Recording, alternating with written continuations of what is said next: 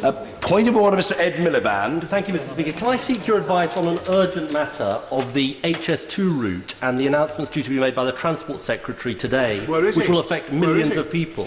The Secretary of State began his consultation with an oral statement last November, and there had been an expectation, Mr. Speaker, that he would announce his final decisions today with an oral statement, and indeed parts of the media were briefed to that effect. Correct. All the indications are now that the news will be sneaked out in a written statement any time now. Shocking. Mr. Speaker, this is a gross discourtesy and adds insult to injury for my constituents. So I would seek your advice about how we can get the Transport Secretary to come to the House and show some accountability on this issue.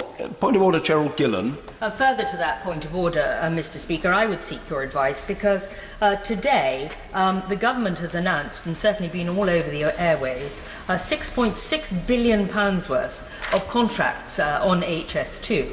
And it would seem to me that when such a large amount of taxpayers' money is being spent, that the Minister should come to the House and make a statement. In the light of what has happened with contractors before, CH2M having withdrawn from a £17 million contract because of lack of due diligence and conflict of interest, we need to look at these contractors because one contractor has major project overruns and has written off millions of pounds.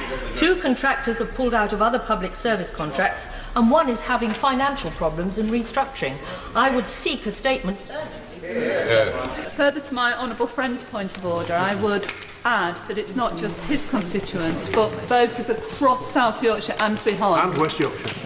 who are impacted upon by the decisions relating to HS2. Further to that point of order, Mr. Speaker, on the order paper today we have the High-Speed Rail West Midlands to Crewe bill, and indeed Fradley Wood in Staffordshire is in my constituency, which is written on the order paper. I've got two farms on which there is going to be quarrying. It was just announced, and this is even before we've even had first reading.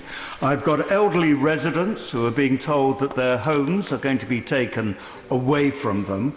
We've already heard from my right honourable friend about cost overruns. I too, sadly, think it is outrageous that this major item of public expenditure, which is affecting my constituents and those of many others, is not being reflected by a statement here today. Could I entirely support the point of order raised by my right honourable friend from Doncaster North? This is a major announcement affecting my constituency and many others. This is not an HS2 recommendation, this is a government decision on a previous recommendation. They've always come before with an oral statement. While we can ask for an urgent question tomorrow, by that time there has been public debate on it. This House should have the first opportunity to debate this matter. Many of my constituents have taken part in the consultation in relation to the rerouting of HS2 over many, many months now, and we do not know if their voices have been heard. There's been no publication of the consultation.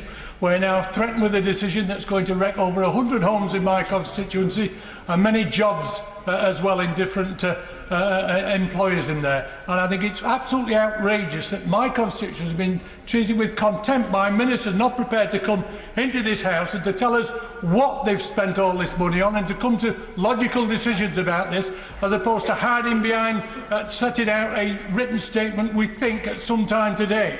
As you know, Mr. Speaker, because you've allocated German debates from my two honourable and right honourable friends already, and you know, because you've heard us say it, and I've said it in particular, that this possible £80 billion scheme, which it probably will be around that figure, means that a lot of houses in my constituency are going to be demolished and roads are going to go straight through a development that has only just taken place, that in Derbyshire there will be a slow track dawdling its way to Sheffield and beyond, and then a fast track that goes to Meadowhall. This is a very important matter and should be debated at length, because it's going to cost the taxpayer a small fortune.